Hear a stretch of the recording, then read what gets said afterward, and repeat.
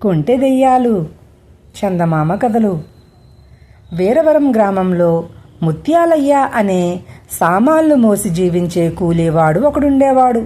వాడికి భార్య, 4 కొడుకులు. చంద్రముఖి నది ఒడ్డున వచ్చే పోయే ప్రయాణికుల సామాన్లు చేరవేస్తూ ప్రతిరోజు అవసరానికి మించి సంపాదిస్తున్నాడు. ఈ విధంగా వాడు భార్యా బిడ్డలకు ఏ లోటు లేకుండా పోషిస్తూ సంపాదనలో కొంత వెనక వేస్తున్నాడు కూడా.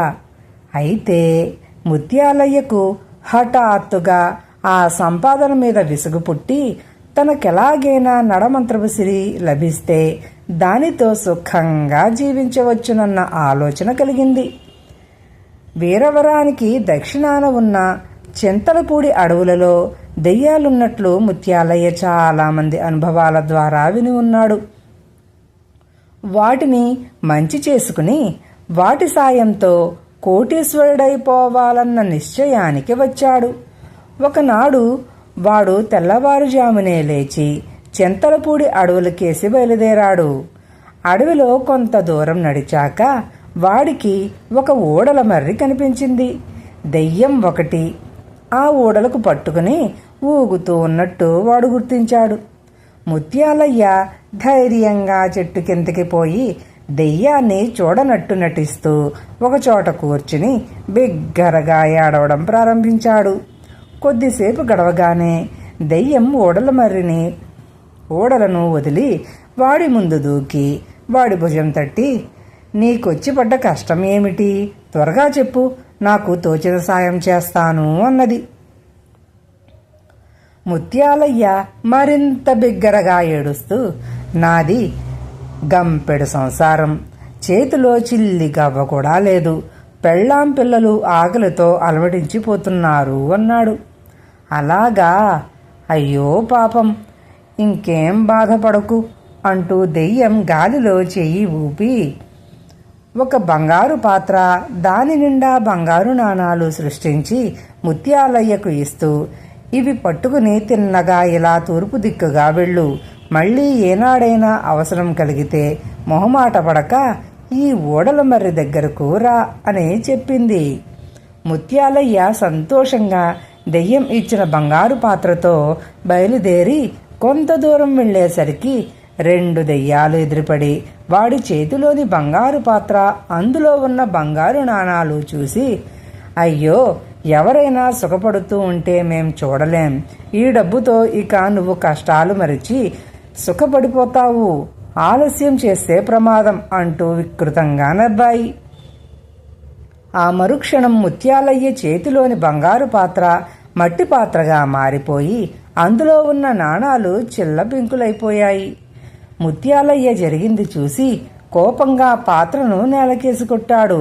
దెయ్యాలు 2 కొంచెం సేపు వాడి చుట్టూ గెంతుతూ నవ్వి మాయమైపోయాయి. వాడు పుట్టెడు దిగులుతో ఇంటికి తిరిగి వచ్చి మన్నాడు కూలీ పనికి పోకుండా చింతలపూడి అడవులకేసి బయలుదేరాడు.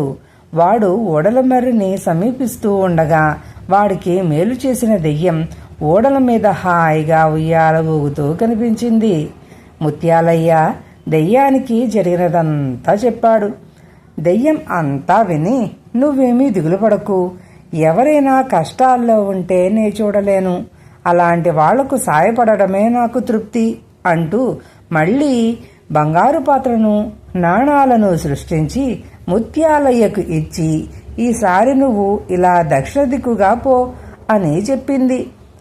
వాడు దెయ్యం చెప్పినట్టు దక్షిణ దిక్కుగా ప్రయాణమయ్యాడు. అయితే కొంత దూరం వెళ్ళేసరికి ఇతరుల సుఖం చూడలేని దెయ్యాలు 2 వాడికి ఎదురుపడి, "ఓహో, నీ అదృష్టం పండినట్టున్నదే, ఎంత చక్కని గుడ్లగూబా" అన్నవి వికమికమని నవ్వుతూ. ఆ వెంటనే ముత్యాలయ్య చేతిలోని బంగారు పాత్ర మాయమై దాని స్థానంలో ఒక పెద్ద గుడ్లగూబా ఉన్నది. దాన్ని చూస్తూనే వాడికి ఒళ్ళు జలధరించి దూరంగా విసిరేశాడు. దెయ్యాలు 2 మాయమైపోయాయి. ముత్యాలయ్య ఇంటికి తిరిగి వచ్చాడు. ఆ మన్నాడు కూడా వాడు కూలీ పనికి పోకుండా ఈసారి తనకు పట్టబోయే అదృష్టాన్ని జాగ్రత్తగా కాపాడుకోవాలనుకుంటూ ఓడలమర్రి దగ్గరకు వెళ్ళాడు. అక్కడ దెయ్యం కనిపించగానే వాడు దానికి జరిగినదంతా చెప్పాడు. దెయ్యం వాడి మీద ఎంతో జాలిపడుతూ, నీలాంటి వాళ్లకు సాయపడటమే కదా నా పని అని బంగారు పాత్రను నాణాలను ఇచ్చి ఈసారి ఈశాన్య దిక్కుగా వెళ్ళమని చెప్పింది. ముత్యాలయ్య దెయ్యం కేసి కోపంగా చూస్తూ, ప్రతిసారి నువ్వు చెప్పిన దిక్కుగా వెళుతూ ఉంటే నాకు నష్టం కలుగుతున్నది, అందువల్ల వచ్చిన దారినే వెళ్ళిపోతాను అన్నాడు. ఆ మాటలకు దెయ్యం కళ్ళెర్ర చేసి, కష్టాల్లో ఉన్న వాళ్లకు సాయం చేయటం నా పని, అలాగే నీకు కనిపించిన నా స్నేహితులిద్దరికీ నా నుంచి సాయం పొందిన వాళ్లను ఏడిపించడం సరదా. నువ్వు ఇప్పుడు నేను చెప్పిన దిక్కుగా వెళ్ళకపోతే వాళ్ళు నీ కోసం చూసి చూసి నిరాశ చెంది బాధపడతారు. వాళ్ళు బాధపడటం నే చూడలేను. మేం ముగ్గురం ప్రాణ స్నేహితులం. నువ్వు ఈశాన్య దిక్కుగా వెళ్ళకపోతే వాళ్ళనే ఇక్కడికి పిలుస్తాను అంటూ వికృతంగా కేకపెట్టి మాయమైంది. అదే క్షణంలో కొంటె దెయ్యాలు రెండు అక్కడ ప్రత్యక్షమై ముత్యాలయ్య చేతిలోని బంగారు పాత్రను నాణాలను బూడిదగా మార్చి కేరింతలు కొడుతూ ఓడలమర్రి మీదికి ఎగిరిపోయాయి. ఇది చూస్తూనే ముత్యాలయ్యకు దెయ్యాల నాటకం బాగా అర్థమైంది. వాటిల్లో ఒక దెయ్యం తనకు బంగారం ఇస్తున్నట్టు నటిస్తూ ఉంటే మిగిలిన రెండు దాన్ని మాయం చేసి తనను ఆట పట్టిస్తూ వినోదిస్తున్నవన్నమాట. ఆ సమయంలో వాడికి దురాశ దుఃఖం చేయటాన్ని పెద్దల మాట గుర్తు వచ్చింది. ఇప్పటికే తను 3 రోజులు కూలీ డబ్బులు నష్టపోవడమే కాక ఎంతో శరీర శ్రమకు గురి అయ్యాడు. ఆ తరువాత ముత్యాలయ్య ఎన్నడూ దురాశలకు పోక తనకు దొరికిన కూలీ పనులు చేసుకుంటూ తృప్తిగా బతకసాగాడు.